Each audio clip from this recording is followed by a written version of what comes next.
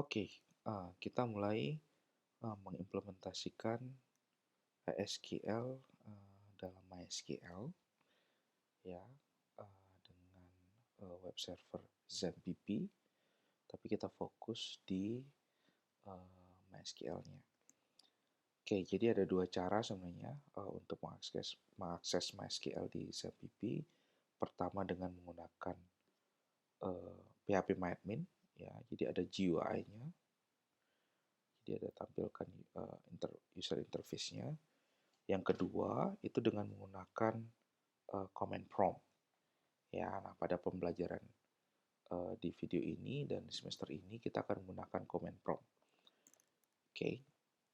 Nah, untuk di Windows kalian bisa membuka CMD ya, kemudian bagaimana tahapannya agar bisa masuk ke MySQL. Referensinya cukup banyak di YouTube, jadi kalian bisa cek di YouTube atau kalian bisa buka e-learning Undiksa. Di sana saya juga sudah share satu link untuk kalian bisa mengakses MySQL dengan XAMPP. Oke, langsung saja kita mulai. Jadi saya buka dulu MySQL-nya. Saya menggunakan Mac, jadi menggunakan terminal.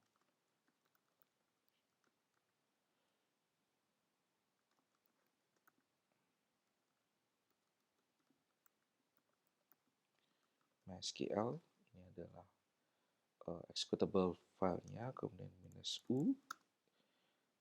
-u masuk root usernya, jadi usernya adalah root kalau defaultnya. Jadi kalau kalian install next default usernya adalah root. -p default passwordnya kosong, jadi tinggal enter 2 kali, maka kita akan masuk di sini ya.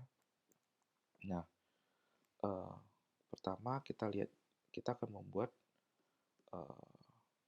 ini dulu ya, database ini dulu, database SIAK ya, kita akan buat. Jadi ada 8 tabel ya yang ada di sini, dan kita akan buat agar tabelnya bisa berelasi seperti ini gitu. Oke. Pertama kita cek dulu database apa saja yang ada di sini. Show databases ya. Oke, misalnya kita ingin namakan SIAK ya. Ini kebetulan sudah ada namanya SIAK. Saya hapus dulu ini. Jadi drop database SIAK. Oke, jadi saya hapus SIAK-nya. Nah, kita mulai dengan create database itu lagi. Jadi create database SIAK. Ya. Maka database SIAK sudah dibuat. Nah, kemudian kita akan meng-create tabel ya. Kita akan mulai dari tabel pertama, misalnya fakultas. Nah, sebelum kita meng-create tabelnya, maka kita harus masuk dulu ke dalam database-nya. Ya, jadi kalau misalnya sekarang kalian tulis meng-create tabelnya, maka MySQL akan bingung ini tabel masuk ke database mana. Oleh karena itu kita gunakan dulu database-nya. Nah, database yang kita gunakan adalah database SIAK. Jadi use SIAK. Nah, maka otomatis kita sudah akan masuk ke dalam SIAK. Selanjutnya baru kita create tabelnya. Nah, tabel fakultas ada 2 field ya, ada 2 atribut dengan tipe data seperti ini. ID fakultas, varchar 2, fakultas, varchar 50, mungkin saya ganti dengan nama fakultas biar tidak ambigu dengan nama tabelnya. Kemudian ini primary key not null.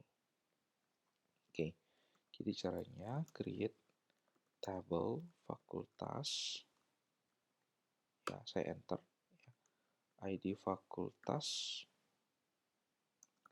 varchar 2 not null ya. Kemudian nama fakultas varchar 50, kemudian primary key-nya. Primary key ada di fakultas, jadi primary key ID fakultas. Ditutup. Oke. Jadi Kita lihat di tabelnya, kita lihat sudah ada satu tabel yang dibuat, yaitu fakultas. Nah, kalau kita ingin lihat struktur dari fakultas, kita ketik desk fakultas. Maka akan terlihat strukturnya. Mulai dari nama tabel, nama fieldnya, kemudian tipe datanya, kemudian null atau tidak, primary key atau tidak. Ya. Oke. Nilai defaultnya tidak ada. Ya, kita tidak memberikan nilai default sehingga defaultnya adalah null. Oke. Selanjutnya kita meng-create tabel selanjutnya, yaitu tabel jurusan. Nah, di tabel jurusan ada 3 field ya, ID jurusan, nama jurusan, ID fakultas. Nah, ID fakultas itu terkoneksi ke fakultas. Oleh karena itu, di dalam tabel jurusan kita harus meng-create foreign key. Ya. Oke. Selanjutnya, create tabel jurusan. Ada ID jurusan,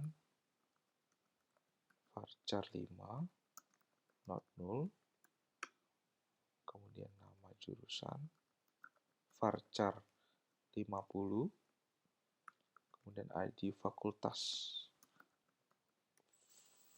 varchar 2. Karena apa? Karena kita akan mengkoneksikan dengan tabel fakultas di mana ID fakultas tipe datanya adalah varchar 2, jadi kita harus samakan. Oke, kemudian primary key-nya itu adalah ID jurusan. Ya. Kemudian foreign key-nya itu adalah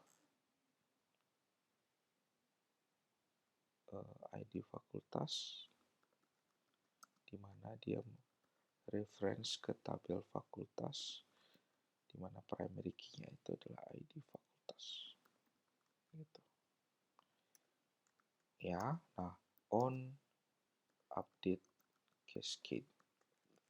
Ya, artinya on update cascade itu artinya ketika kita mengupdate ID fakultas di tabel fakultas, maka otomatis akan terupdate juga ID fakultas yang ada di tabel jurusan. Oke, tutup. Maka kita sudah membuat 2 tabel. Ya. Oke. Begitu seterusnya. Jadi nanti tinggal ditambah satu-satu yang ke dosen. Jadi ketika kalian meng-create setiap tabel ini, pastikan yang kalian create adalah tabel referensinya dulu. Misalnya, saya ingin membuat tabel detail KRS, maka yang harus kalian pastikan, kalian harus sudah punya tabel mata kuliah, tabel dosen, dan tabel KRS. Gitu. Ya, agar kalian bisa meng-create tabel detail KRS secara langsung dengan membuatkan foreign key-nya. Ya, kalau tidak seperti itu, maka kalian tidak bisa langsung mengkoneksikan, karena kan ketika mereferensikan ke sebuah tabel, misalnya tabel mata kuliah belum kalian buat, sedangkan di sini ada ID mata kuliah, kemudian kalian buatkan foreign key, maka tidak akan jalan. Langsung error, karena tabel mata kuliah tidak akan dikenali karena tabel mata kuliah belum dibuat. Gitu.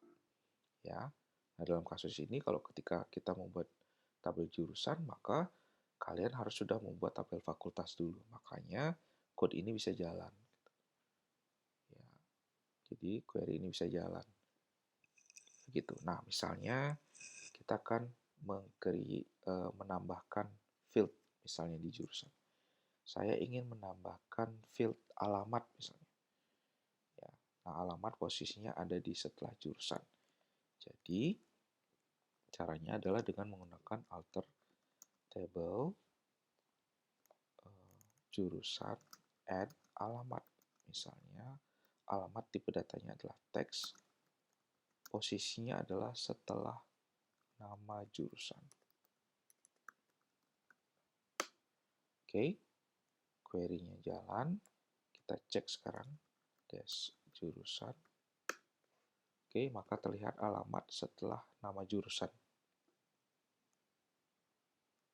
Nah, kemudian misal kita ingin meng-create sebuah field lagi, ya, misalnya namanya kode jurusan, posisinya di sebelum ID jurusan. Jadi caranya alter table jurusan add kode jur, misalnya tipe datanya sama dengan ID jurusan varchar 5 gitu. Nah, agar posisinya ada di sebelum ID jurusan, kita tidak bisa menggunakan before. Kalau di sini ada after ya. Ya, tapi yang kita gunakan adalah first, jadi yang pertama. Sehingga kalau kalian lihat di sini ya.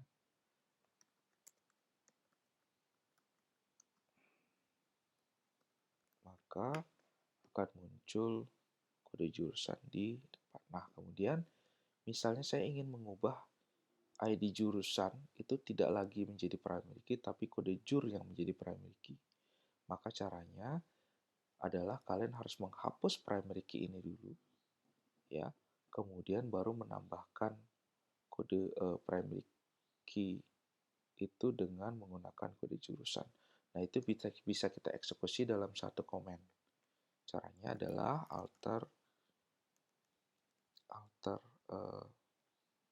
table jurusan drop primary key, ya, koma, kemudian add primary key kode jur. Nah, untuk menambahkan komen tambahan dalam mengalter satu tabel, maka kalian bisa menuliskan lebih dari satu komen, ya, yang dipisah dengan tanda koma. Ya, jadi ini adalah komen pertama, ini adalah komen atau perintah yang kedua. Gitu. Kalian jalankan, query oke, kalian lihat lagi query-nya di sini. Hasil query kita lihat di dash jurusan, maka akan terlihat kode jurusan sebagai primary key, ID jurusan tidak lagi sebagai primary key. Ya, nah, misalnya kita hapus lagi kode jurusan, kita balikan lagi ID jurusannya, maka kita bisa langsung hapus alter table jurusan, kita hapus drop kode jur, koma, add primary key ID jurusan. Gitu, ya. Dash jurusan, maka balik lagi ke yang sebelumnya. Gitu. Ya, nah alter yang lain, misalnya satu lagi mengubah nama jurusan, ya, mengubah nama tabelnya. Jadi dengan menggunakan alter table jurusan rename jur, ya, maka ketika kalian show tabels, yang terlihat adalah fakultas jur. Ya, saya balikan lagi, maka kita bisa menggunakan cara yang kedua, yaitu rename tabel jur menjadi to jurusan. Oke, ketika kalian cek lagi, maka sudah balik lagi namanya jurusan. Oke, kira-kira itu ya. Untuk alter yang lain, kalian bisa cek di materi saya di video sebelumnya. Ya, mudah-mudahan ini bisa membantu kalian untuk belajar SQL Data Definition Language. Terima kasih.